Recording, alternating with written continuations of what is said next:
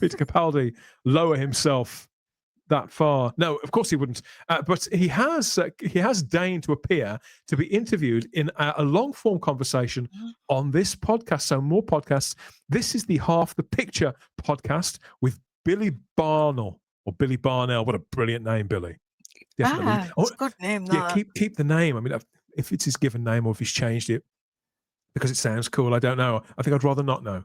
But yeah, so I'd seen this podcast before because Billy has a lot of interesting guests on from the creative arena. So actors, artists, writers, percussionists, and people like really sort of people involved in quite small areas of creative processes go on this show and have these sort of conversations with him across a big wooden table most of the time. Some of them I think he records remotely, but he did manage to get Peter Capaldi into the studio here to record this. It's episode 18. It was very intense is the title card on the YouTube version, but it's across all major podcatchers. And yeah, so to see that this podcast, which I've only recently found, had got Capaldi as a guest, and I think I'd seen it on Spotify. But wow, I've got to listen to this. And you must have seen it on the same day or the day after. And you said, Dan, have you seen this? We should talk about this. We should watch this. We should listen to this. And yes, so how did you find it, Sarah? You pick it up from here because you're a huge Capaldi fan in comparison. Yeah, to me. I do. You saw it? It just randomly came up on my feed. It must just be, the algorithm picking up on Peter Capaldi. And because I'd never watched the podcast before. And I thought, well, it's somebody who I'm interested in. I'm going to watch this. But it was the length of the show. 'Cause again, it's another meaty podcast. And I thought, is he really going to speak for this long? Because I can't remember the last time he'd done a proper interview at length. And I thought, well, this could be really interesting. And then obviously it came up where he does talk about Doctor Who quite a lot. And I just thought, well, this is a real gem. This is such a treat to hear him talk about his era. Maybe he feels he can now because there has been, that length of time away from it. And to hear him talk fondly about it. And, I don't want to spoil it for people who might want to watch it. But, there's anecdotes that we've not heard before. So much. Yeah. And I was just blown away, actually, at how candid he was. He was very candid. I think, how old's Capaldi now? 64, 65? He's around the same age as Paul McGann, isn't he? I think you get to a point whereby, say, it's not that you don't give a shit anymore. I imagine he does. I know he does. And you can see he's still ambitious in certain areas and still weighing things up about things that he'd like to do. He's visibly older, but aren't we all?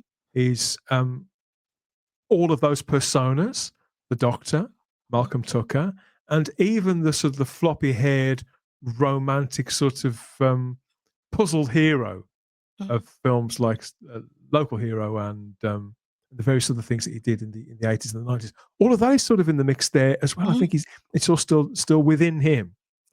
I can't remember, because as I was listening to this, I can't remember the last time I actually heard Peter Capaldi talk at all about Doctor Who, other than, say, 2 minutes on a red carpet when somebody like Joe Wiley says, "Oh, hi, Peter, good to see you, mate. Have you brought your TARDIS with you?" Like, and then he's off in the other direction. To sit down and chat with someone, a podcaster who is, for a young man, a great communicator, clearly a fan as well. I did feel that Billy was really trying to keep a lid on his fandom. Yeah. What the Doctor Who knowledge that he was dropping is like, whoa, they're there. There was a lot, and Capaldi indulged that up to a point, but there was lots more in there as well. So I haven't heard. I don't think I've heard Peter Capaldi sit and talk about Doctor Who probably since he was playing the part. And so this was a revelation. The McGann one is all very cozy and very Christmassy and very relatable. But this is fascinating to hear Peter Capaldi talk about anything. So the Doctor Who stuff, which probably makes up about 20 minutes of it, doesn't it? The Doctor Who stuff is great, but everything is fascinating because it's Peter Capaldi and he's a deeply interesting man. Yeah, I mean, you're talking about his childhood, what influenced him, getting into his band. Yeah, it was fascinating. And when he was talking about Doctor Who, um, he spoke about it as a fan, and then he spoke about it as how it was, when it was his job, and that trying to marry the two.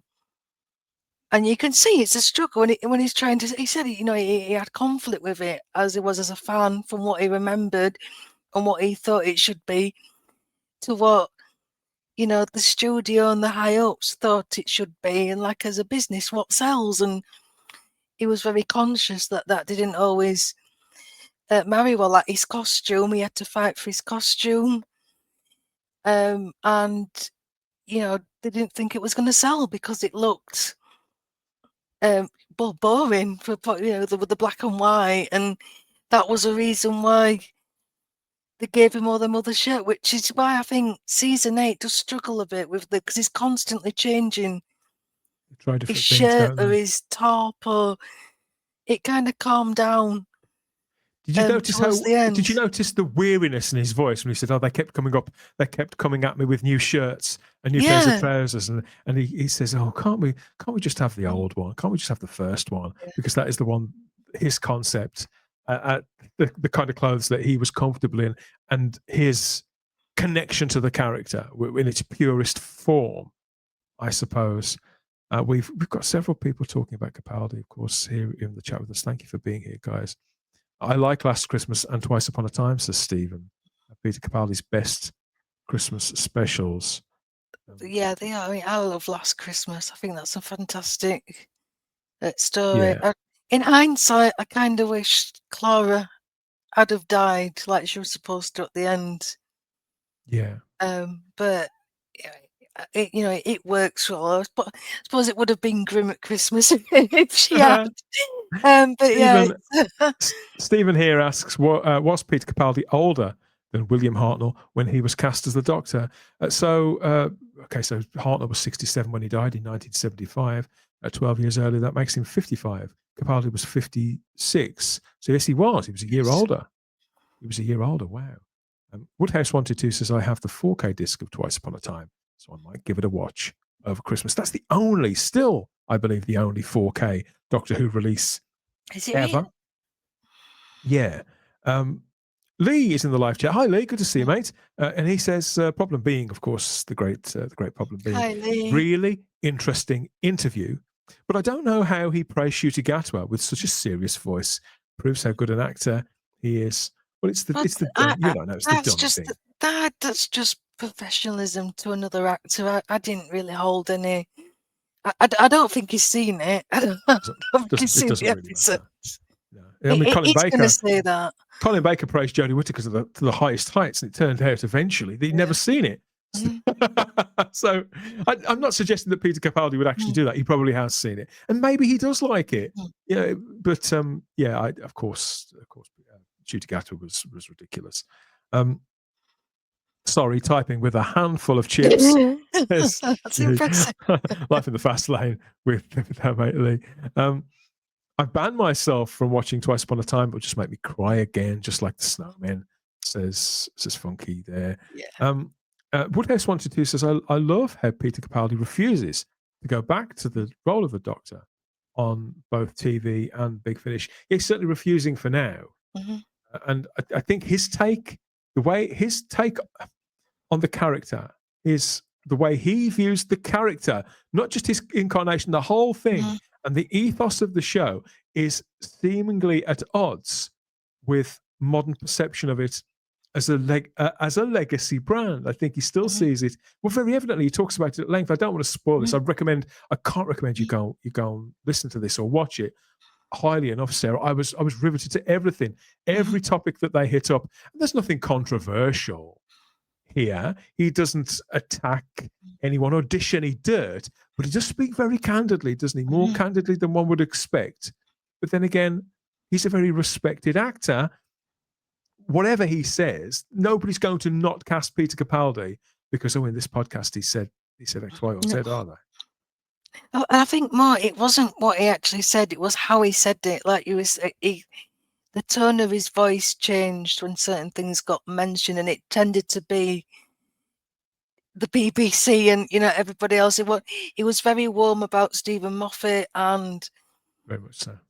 Jenna and Pearl and Matt Smith, obviously, and Rachel Talalay, because obviously he did quite a few episodes with her. Also, you know, on about the, you know, like the cast and the crew. But yeah, it was the other stuff, you know, it was the behind the scenes stuff and the people upstairs who he seemed to have not a problem with, but it must have got tiresome when you've got your vision and you're trying to be creative and do it one way. I think he's had to. I think he's had to compartmentalize it, and I suspect he did at the time when he took the job. Mm-hmm. I think he was conscious of that at the time, but the other things that have come along with it. I mean, Paul McGann, he talked in his interview, didn't he, about Janet Fielding? Janet Fielding was his agent at the time, as we all know, when he took the TV movie. And he says how she advised him, think very, very carefully about this, Paul, because this will follow you around. This Capaldi would have known that. Yeah. He's a seasoned actor. He's had high profile roles before. He had, if not friendships, he certainly knew both David Tennant and Matt Smith, and had worked with. He worked with Paul McGann, didn't he, on Hotel Babylon, and Tom Baker on the Hitler Diaries. So, and John Pertwee, I don't know if they knew, if they were friends as such, but they certainly met in the 70s. There's the famous photographs that Kenny found. So this is someone who's more aware of where the fact and the fiction sort of separate, but how they can bleed through from your professional life into your personal life. And yet, the place that the show had moved to in the noughties and the decade afterwards, his decade, as that brand, to have all those additional pressures, you can see it was kind of, well, you know, I'm sort of glad. I think he's glad he was there and he did it, but he doesn't miss it. Yeah, no, I got that. Yeah, and I think it's him kind of partitioning that off. But yeah, you know, he achieved his dream. You know, he got to be the Doctor. He was a fan. I think it's always different when you are a fan, and you've got to put that fan part of you away, because he always took it seriously. Well, don't you think, though, from hearing this, and because David Tennant never stops talking about this stuff and trying to convince us that he's one of us, does he? He goes on and on all about it all the time, and I'm sure he's genuine. He gives enough conventions. I don't think you can put on something like that. No. Tennant is still there, whereas Capaldi has sort of left his fandom behind him, and I feel that he had done a long time ago. So Doctor Who is something that it's like, oh, Doctor Who, but he wouldn't have subscribed to Doctor Who magazine. I get the impression he doesn't own the DVDs or anything like that, and it's something kind of from his past which he dearly loves. Whereas David Tennant, you'd sometimes see him with Doctor Who magazine, and you know that he's sent complimentary copies, obviously, and things like that. But he's very in tune and very aware of where the brand is now and what we're all talking about. Whereas to Capaldi, it's something that's really personal to him. Yeah, I think his memory of the show is something precious, and he even said when he was growing up, the show was an oddity. It was this British little oddity, and then of course when it came back, suddenly it's this big, successful corporate thing, and yeah, I think that's what changed. You know, made Doctor Who as a victim of its own success, obviously. I think most of these franchises are, Sarah, because they were never built for this. They were never constructed for this sort of purpose. I think now, you could say the MCU sort of was, but that was sort of fashioned out of something else in another medium.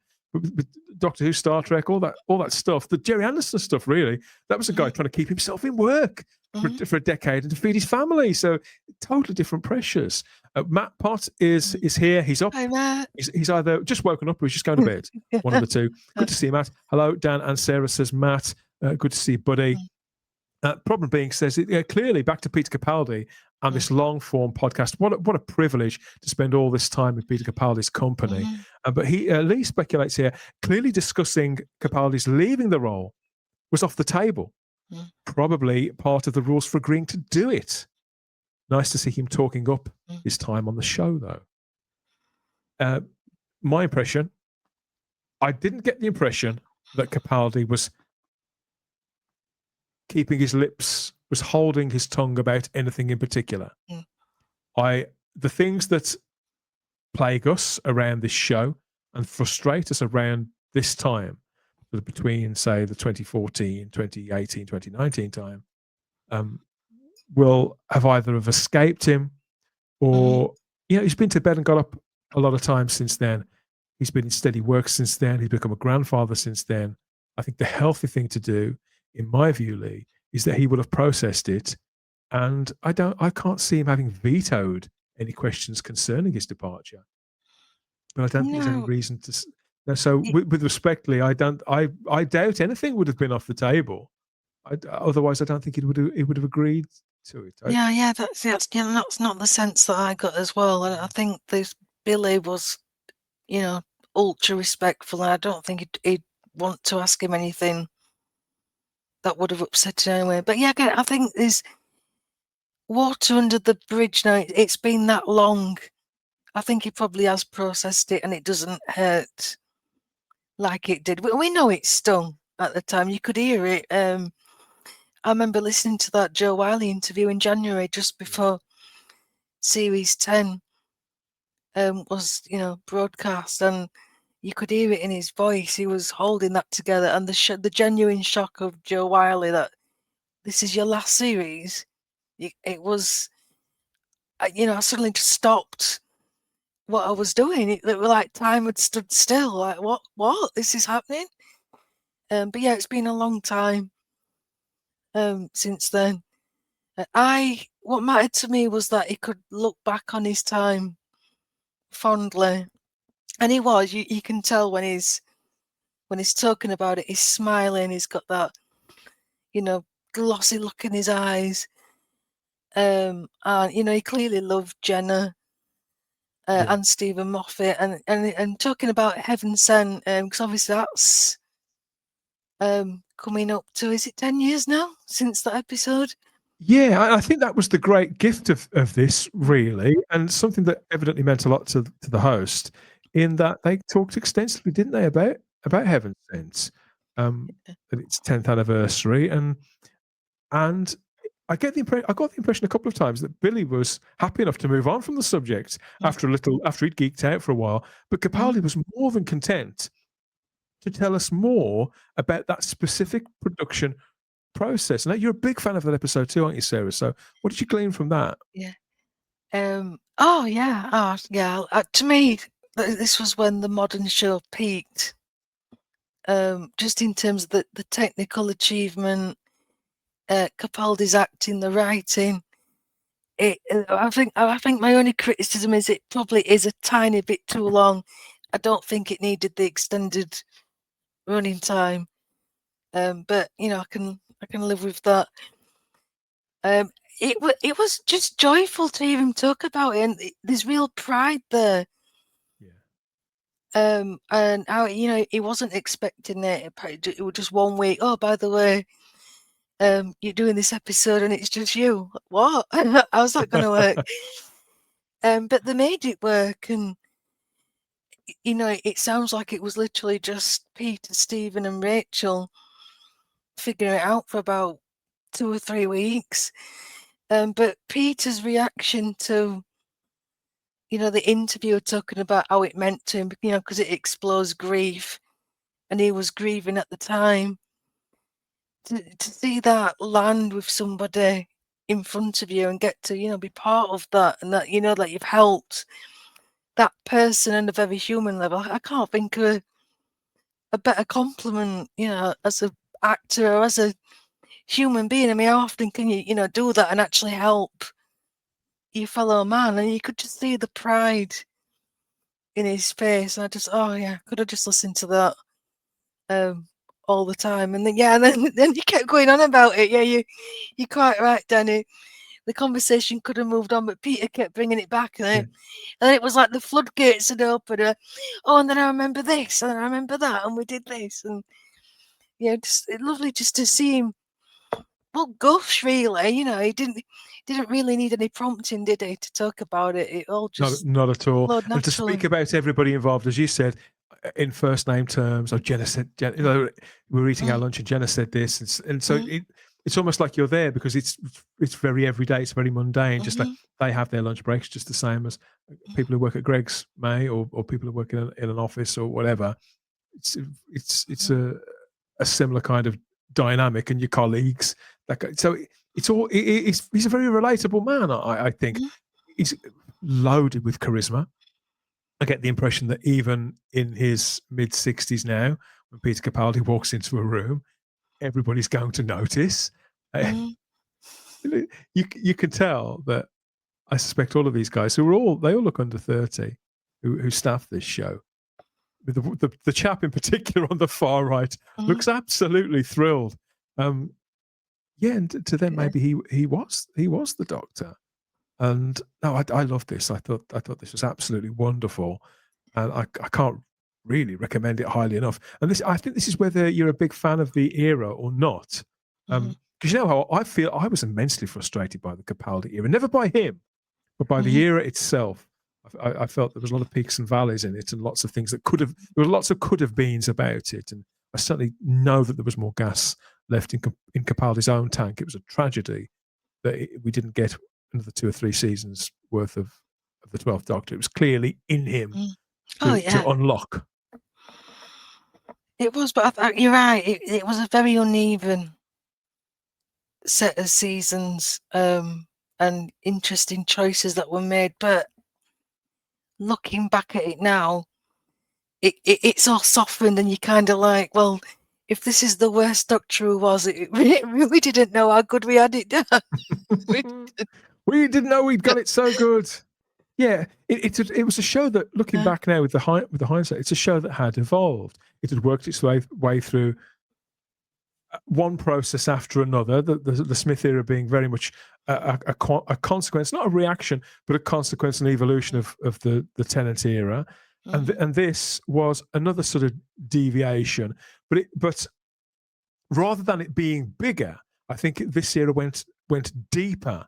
It was almost psychological, as not even at times steadily psychological, and although there were romps, I think a lot of it was so particular to having an actor of such weight. And I'm not saying that Smith couldn't have reached those places. He probably could have done, but his youth, his exuberance, and Smith's own personality and the way that he related to the material. I mean, you and I, we've spoken, we've done a lot of these shows now, and we've been lucky enough to speak to people who've worked on Doctor Who, worked with Matt Smith and David Tennant, and people tell you about acting with Matt Smith was really quite difficult at times, because you do a scene, you'd record it anywhere between 5, sometimes 10 times, and each time Smith would give a different performance because he was that full of energy. It's like, I'll try like this and try like that and try like. And whereas David Tennant, it was every time I did a scene with Tennant, it was exactly the same. He was like a robot each take, exactly the same. And I would imagine that Capaldi I think he's more than capable of adding flair, turning things up and turning things down. I don't think there's anything robot-like about Capaldi, but he is very, very seasoned. And yet there was that kind of spark, that youthfulness in him, which I still saw some of that in this interview, particularly when he talked about the Glastonbury experience last year, which, was a little bit like how my son would probably feel if I got up and started singing at his wedding. I think it's like, oh no, really? Are we really going to do it? But it was still not, it was nice to see. We talked about it on Type 40 Extra at the time, didn't we, you and I? So that was nice. And how we talked about meeting his band and going on this brand new creative journey. Whatever you think of the music itself, whether you'd go to see it or not, that is what you'd want. You think, to go on to this place in your life and still be ticking boxes and achieving ambitions. He just seems so happy and content with life. He's happy where he's been. He's very grateful, but he's never boastful about it. Even like when he was talking about Glastonbury, and Billy was trying to big it up as like some kind of brag, and he was just so humble about it. It was like, oh well, you know. Afterwards, I just went home. I had a sandwich and went home. You know, I don't do parties and things. So yeah, you just kind of feel like you're that dad that gets embarrassed. But yeah, as for the acting, I mean, you know, when Billy presents him with that, it's not even a script, is it? Just that segment out of that comic, that graphic novel. Just read that as Malcolm Tucker, and he just did it on the fly. I mean, I don't know whether we did that live and.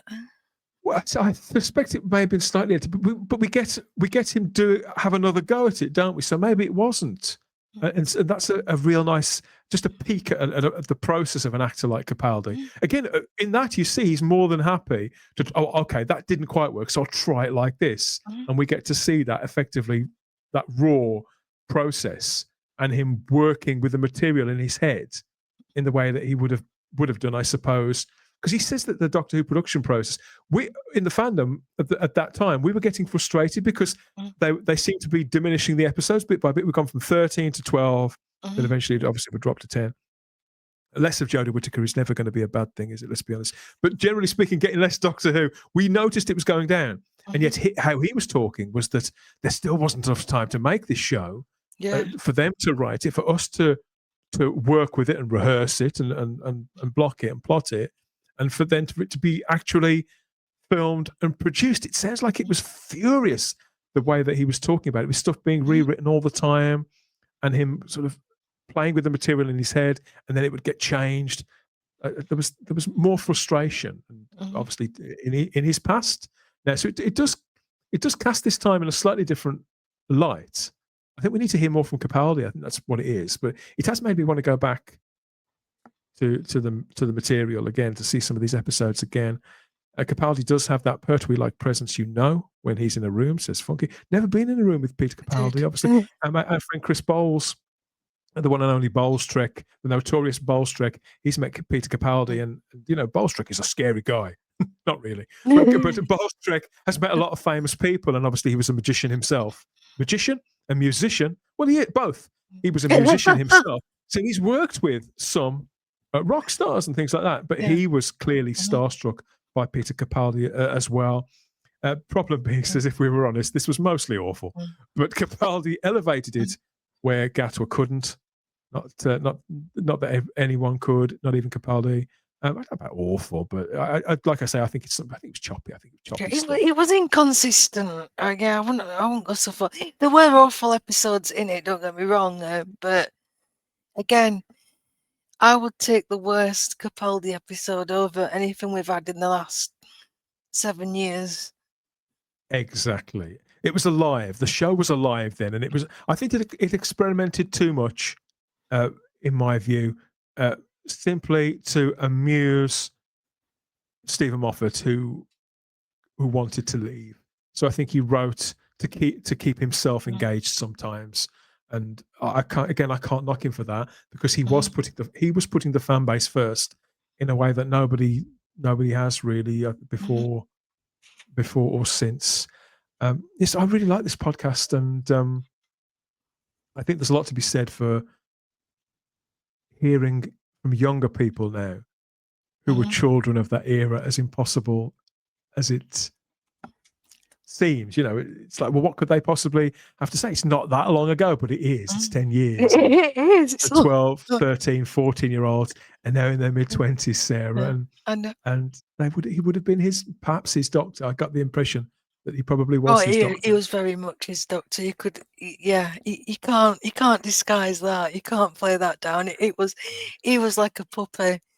And I think I would have been the same, to be honest. And if you go back and look at the playlist for this podcast, Half the Picture podcast, you see that a lot of his influences are on show. I think some of them are done because he's interested in them. Other names, other people he's attracted are people that he's always wanted to talk to from a fanish perspective. And that's fine. There's other Doctor Who people in the playlist as well.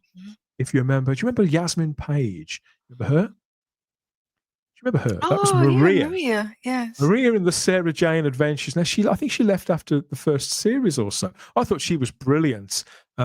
They replaced her, didn't they, with Angela Mahindra? I thought she was great as well. But I thought that Maria was probably the best one. Yasmin Page went on to be a sitcom, I think, called Pramface, about a teenage mum.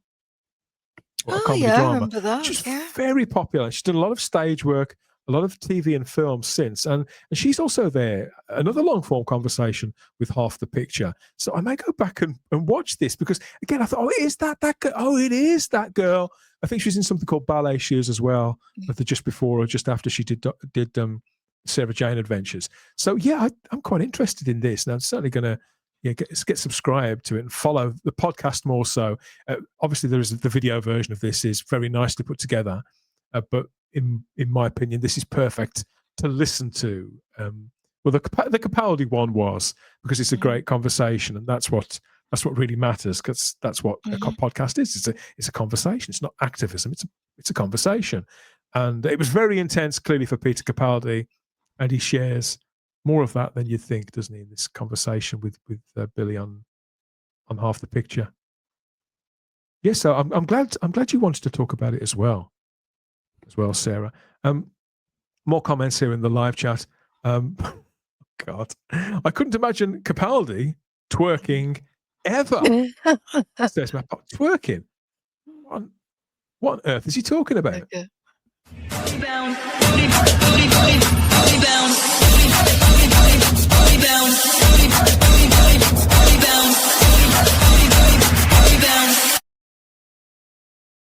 Well, you've just put me off my hot chocolate now. Yeah.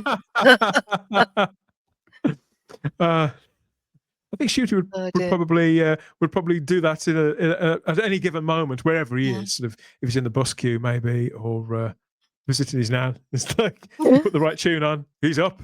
That's my jam. I got to do it. I got to twerk. I got to get with it. I'd rather have Peter Capaldi's form of jam.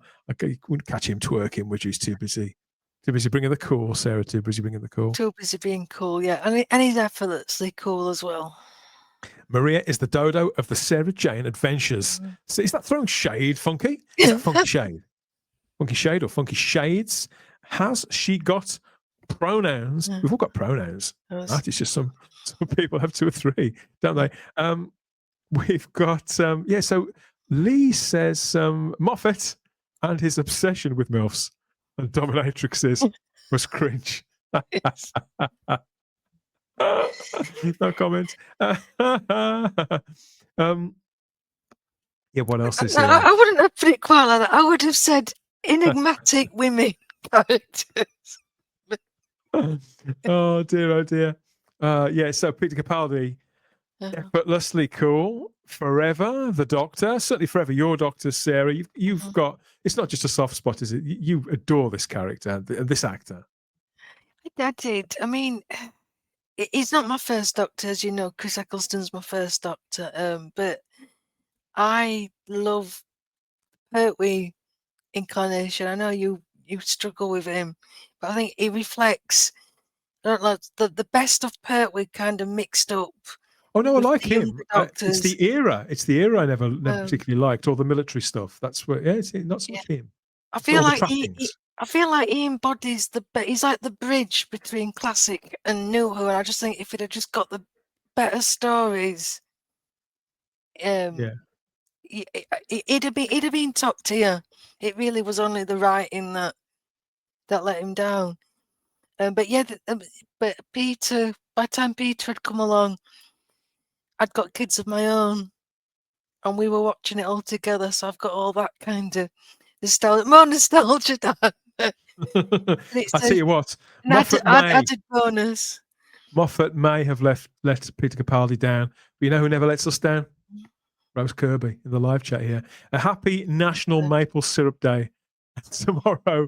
It's Bake Cookie Day there. So, hey. Well, if my kids find out, Rose, I'll have to make some. We'll keep that to ourselves, Rose. Don't mind. Who comes up with these ideas? The National whatever day. People who want to sell cookie mix and maple syrup. That's who. Lee says, dominatrix is Sarah. Let's be real. Yeah. When are you No, coming yeah. on again, Lee? Come on and talk. Come and talk to us. Come and do a Lee, you seem special. to know an awful lot about dominatrix. Yeah. Yeah, no, I did. He liked his women in leather, didn't he? And eye patches and things, yes. Yeah. So, half the picture with Peter Capaldi, get the other half of the picture, and lots of facts, secrets with a small s about his time as the Doctor there in his conversation with Billy Barnell on this fabulous podcast. Can't recommend this highly enough. It's very, very nourishing. It's cheeky. I say it's not controversial at all, but it could perhaps, it's a timely update and reconnection with an actor who doesn't talk about Doctor Who very often, and a generous insight into the acting process and the connections that this particular man has with not just his Doctor and Doctor Who, but also with his craft and with, I suppose, with every aspect of life. I think he gave a lot of himself in this, and that's not always the remit. So yeah, good for Peter Capaldi. Let's hope that we hear more from him, and sooner rather than later. Yeah, that would be nice.